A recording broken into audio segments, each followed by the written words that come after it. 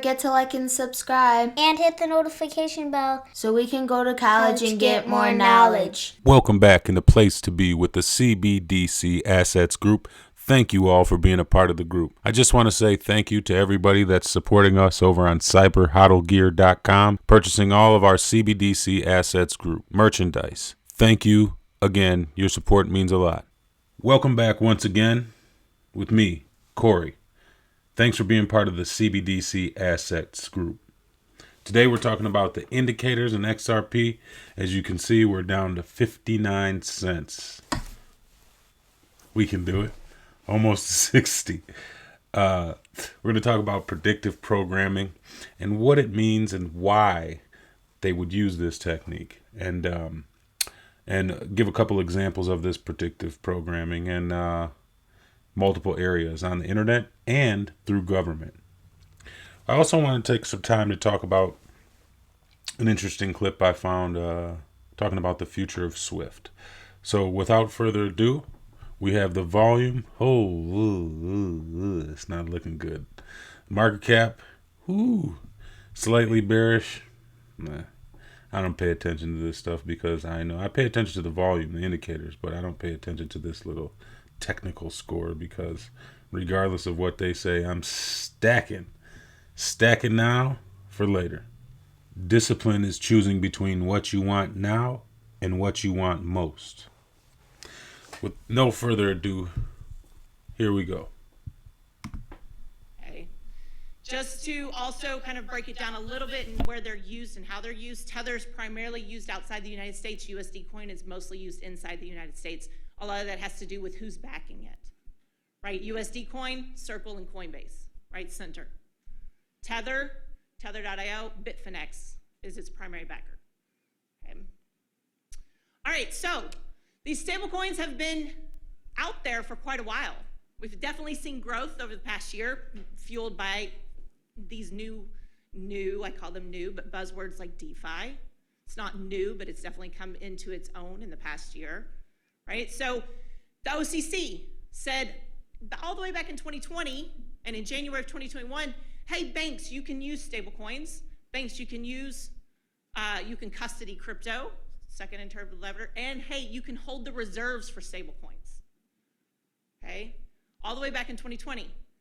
Banks started to jump on the bandwagon. Most of your top 20 banks are either looking at using a stablecoin that already exists or creating their own stablecoin. Right? So the OCC came out and said this, and then we saw back in November of this year, they said, from the executive branch, we're going to take a look at stablecoins because there's really no oversight on stablecoins. So the executive branch, FDIC, OCC, right? They put together this report with recommendations on stablecoins.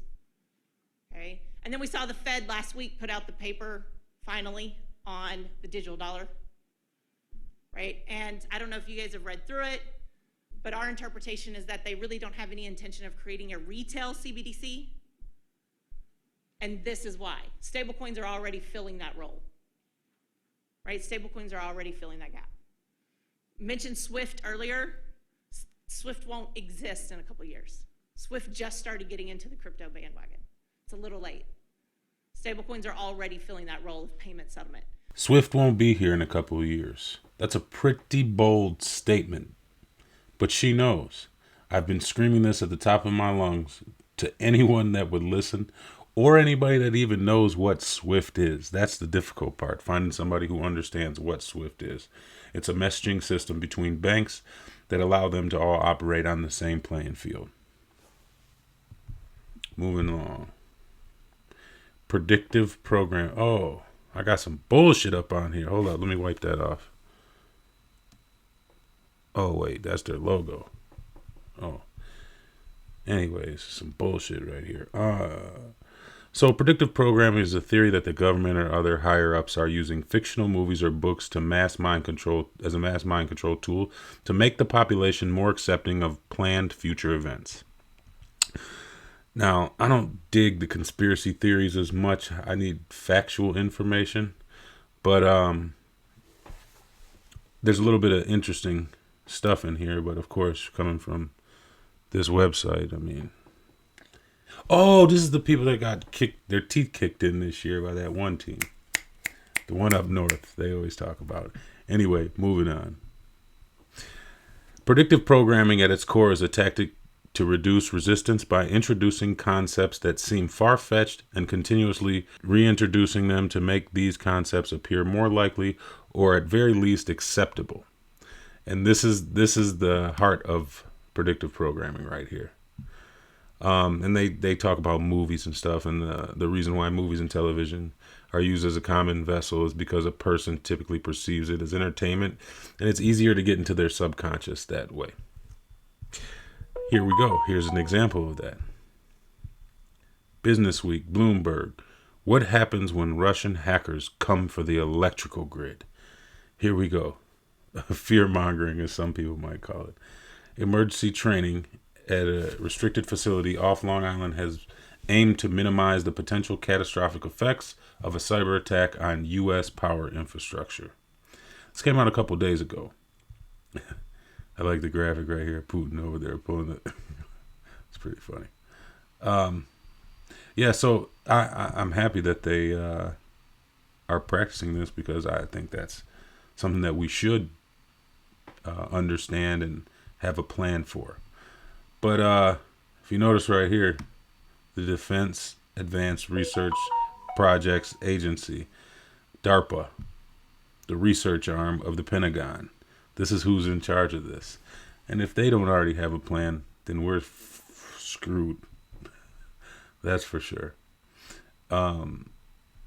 So this is just to get you ready for the fact that an attack will happen. And this is why we stress in the crypto community to hold your crypto in a cold storage wallet. Because if there's a cyber attack on the infrastructure of the United States, how are you going to access Coinbase? How are you going to access Uphold, Bitfinex, Binance? Doesn't matter. They're all going to be taken out. And who's to say that they won't just clean the slate and start from fresh because everything was hacked? Not your keys, not your crypto. That means if you don't possess the keys to lock that up in a cold storage wallet, it's susceptible to hackers. Here's a little bit more of this narrative push that they're using. Now this is all the rage right now in the XRP community and crypto, because this is a sensational magazine or title saying they're going to regulate the rules by tomorrow, February 1st. But the truth is that's when it's going to start. And the woman, Thoreau, Fox reporter, she reported on this and said that it's going to happen next week. And it's very sensationalized, and digging into this, you find that national security was just one of the topics that this committee was going to be looking at. And I don't believe that the White House will have finalized anything by February. I think they're just starting to get into the thick of things. Who knows? Again, the main message I want everybody to take from this is a cold storage wallet. If you don't know what a cold storage wallet is, I have the link in the description below of the video. It's a ledger wallet. Don't trust me. Don't trust eBay, Amazon, anything. If you're going to buy you a cold storage wallet, make sure you buy it from the source, ledger.com, because anybody who's new to crypto might not understand that once you buy this wallet, it gives you a set of keys that only you can access. Write them down. Don't screenshot it. Don't send it to yourself. Don't put it in your phone, because all of this is hackable. You need to write it down on a piece of paper that you keep separate from anything that goes online. There's going to be a series of keys that they give you. And this is why we say not your keys, not your crypto. It's a series of words that you have to write and enter in the exact order. But it's very helpful because you can protect your wealth and yourself from an event of an internet attack or something like that, or a power outage. So I would advise everybody go do that. Until the next one, guys, thanks for watching. Don't forget to like and subscribe. Don't forget to like and subscribe And hit the notification bell. so we can go to college and get more knowledge.